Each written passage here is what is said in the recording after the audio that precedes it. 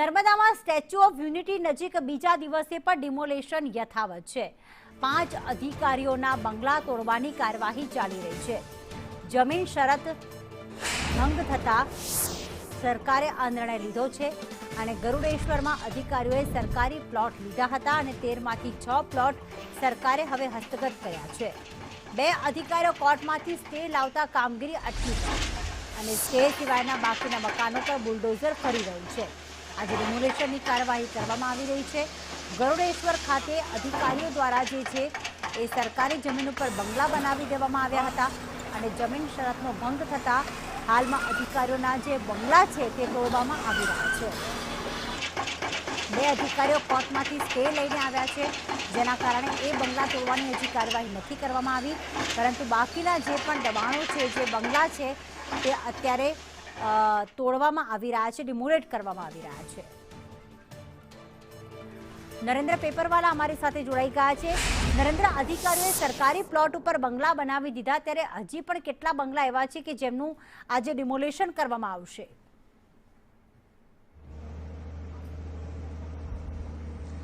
પ્રીતિ, આપને જણાવી દઉં કે હાલમાં પણ હું જે ડિમોલેશન ચાલે તે સ્થળ પર છું।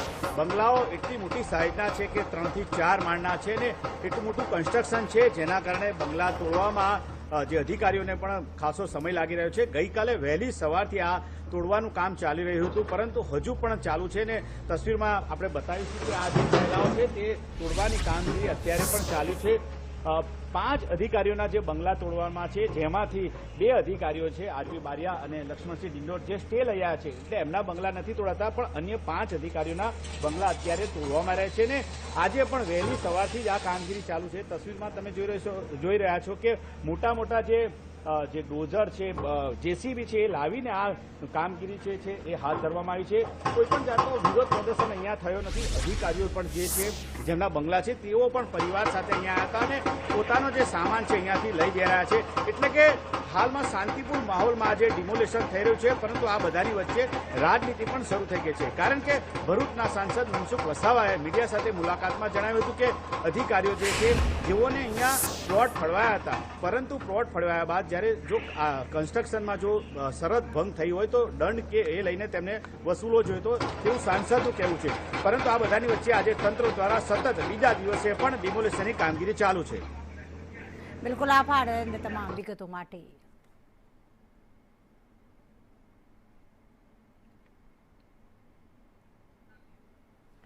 તો જવાબદાર અધિકારીઓ સામે કાર્યવાહી થશે કે નહીં તે પણ એક સવાલ છે, કારણ કે બંગલા તોડવાથી માત્ર જવાબદારી પૂર્ણ થતી નથી। સરકારી પ્લોટમાં 3 થી 4 માળના બંગલા તેમણે બનાવી દીધા હતા। અત્યારે આ એક્સક્લુઝિવ દ્રશ્યો કે જ્યારે સરકારી અધિકારીનો બંગલો તોડવામાં આવ્યો હતો, 60 કરોડના ખર્ચે માટી પુરાણ સામે પણ અહીંયા સવાલ જે છે તે ઉઠી રહ્યા છે। આખો હોટલનો આ વિવાદ છે, તેના નામે અત્યારે 60 કરોડનો ખર્ચનું માટી પુરાણ કરવામાં આવ્યું। 5 સ્ટાર હોટલ સામે પણ તપાસની માંગ કરવામાં આવી હતી કે જે સરકારી જમીન ઉપર, સરકારી પ્લોટ ઉપર 5 સ્ટાર હોટલ ઊભી કરવામાં આવી, બાંધકામ મંજૂરી વગર હોવાનો આક્ષેપ કરવામાં આવી રહ્યો છે। અહીંયા સરકારી પ્લોટ ઉપર બંગલા અને હોટલ્સ ઊભી કરી દેવામાં આવી હતી અને અધિકારીઓ દ્વારા કોઈપણ પ્રકારની મંજૂરી પણ લેવામાં નથી આવી। કાચી મંજૂરી સામે પાક્કું બાંધકામ કરવામાં આવ્યું।